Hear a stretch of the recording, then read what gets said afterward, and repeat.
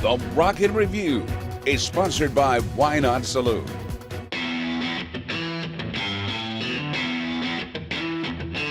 We're so pleased to have on the show two incredible singers, songwriters, and one of them's a producer. I've got Bill Nash and Jimmy Nash on the show. It's great to have you guys in. Great to be here. It's an honor to be here. We've heard so much about you, man. I feel like we've already been hanging out from listening to the music, and we got to talk about this new EP that you and Jimmy did together.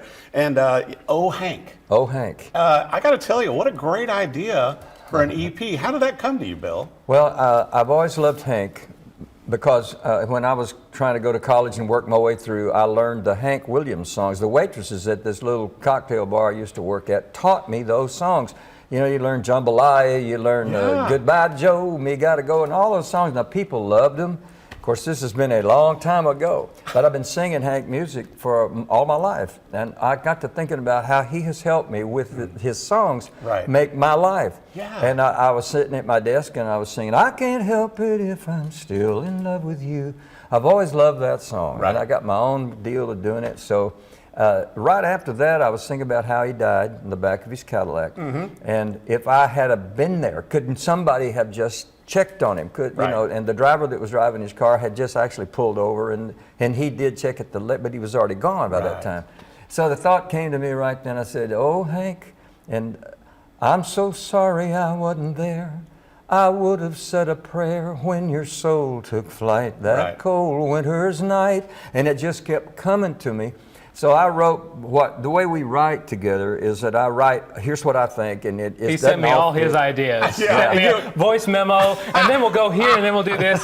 And then he's like, this is the only melody I really want, and I wrote him back, I'm like, I'm changing all of it.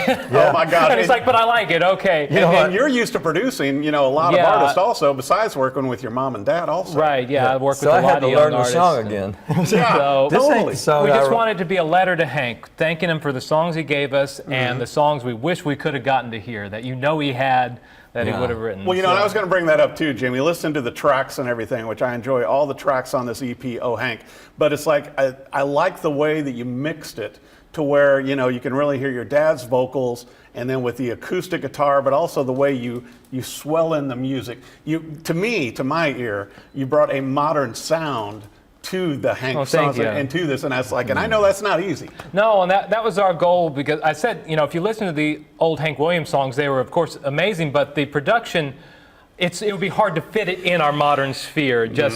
So I'm like, let's just, because that's the thing about a song, it never dies. It'll just be reinvented. Right. So the words, the feeling of it, are still there, no matter how you produce it. Yeah. But we wanted to bring it into these 2025. Well, you know, and you're so used to working here in the Nashville studios and everything too, Jimmy, to where besides, you know, being a great songwriter yourself and playing songwriter festivals and having new original songs releasing also, you also work with other bands like American Blonde. Yes, besides I do. your dad. Besides Bill Nash. I'm blonde, but not this, and I'm not pretty, and I don't have pretty legs. Well, you know, it's like, you know, Jimmy works with a lot of talent, but I mean, how great is that? Yeah, it's wonderful. I love working, well, I guess I run the gamut. I like working with really young artists that are coming up and need the guidance and the songwriting, and then my dad, who's less young. Well, it's like we're going back to the old band, the Nash 3. It's like we're putting the Nash 3 back together again with you and your mom and your dad. Yeah. And I'm loving it, man. Who's your producer? My son produces everything. You can't Who's your beat that. co-writer? My son's my co-writer. He tells me how to wear coats like this on your show. But you know, we got to talk about that too, Bill, to where you have such a storied history in music through the years, and we were talking about, you know, recording 2 of Kris Kristofferson's songs, being the first artist to record one of Kris's songs. It was amazing. And and with all the labels, how many different labels were you with? I've been on 5 majors. Wow. Yeah, 5 majors. How but incredible. every time at each juncture, something would happen at the last of it.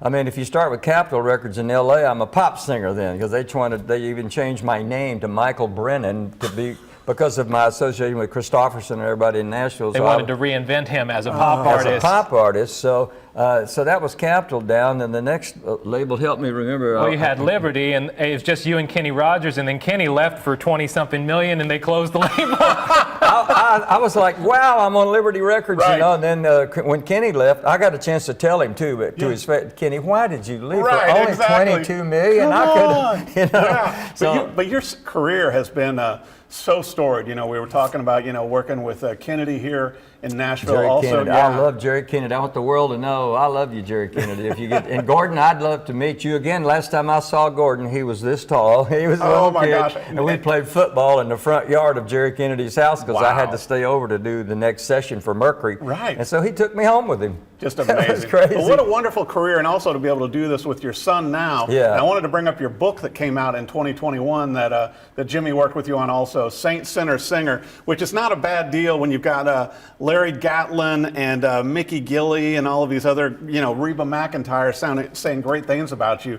The pictures and the stories are amazing. I appreciate you saying that. Yeah, they are. Even me looking back on it, it's kind of at this juncture in my life. And I told you, I'm 80 years old now, and it's like, well, but I can still sing. Well, I can still sing. Yeah, you can. And Jimmy would know. I would have told you in the studio, hey, we're going to have to bring an AI voice Yeah, in here. Exactly. And so just to have, it was just like this Hank thing. I think it's a God thing that song got dropped in my spirit. For those of us that might think we could never go to heaven, and all, Hank went to heaven, man, and I'm the only one that's ever sent him there. Yeah. In that chorus, there's that line that says, "When you let Jesus in your life," and I love that line. I think it was Jimmy's line, and I was all around it though. I was all around it. Well, you wanted that in. Well, you talked about all the country songs he wrote, but then he wrote one of the greatest gospel songs of all time, Right. "I Saw the Light." Saw the Light. Which also, like yourself, Bill, having worked through so many different genres of music, from country and pop and gospel, but it seems like you always come back home to the country. I do. It's just a natural thing to me because the country says it in such a simple way.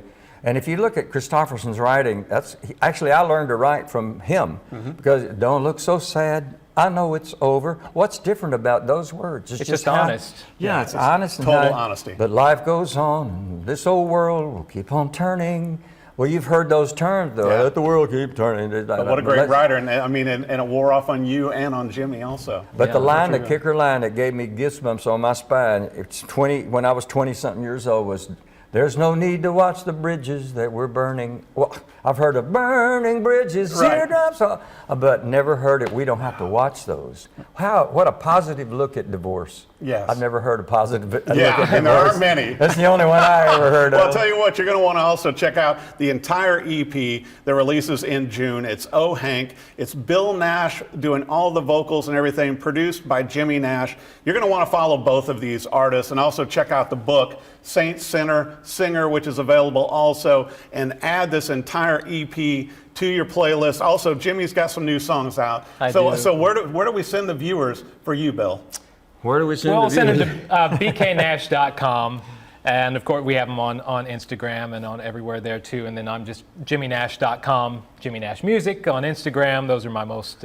And you'll find them on Spotify and everything else, and I'm sure you're going to want to see them playing some other shows out live, just like you're still doing, Bill. I'll tell you what, Bill, Jimmy Nash, it's so great to have you on the show. Congrats on Oh Hank. Be sure and check out these songs. You're going to love them as much as I do. Jimmy, I can't wait to hear more new music from you, too. Thank you. Appreciate it. Keep watching. Thanks, Eric. Thank you. The Rocket Review is sponsored by Why Not Saloon.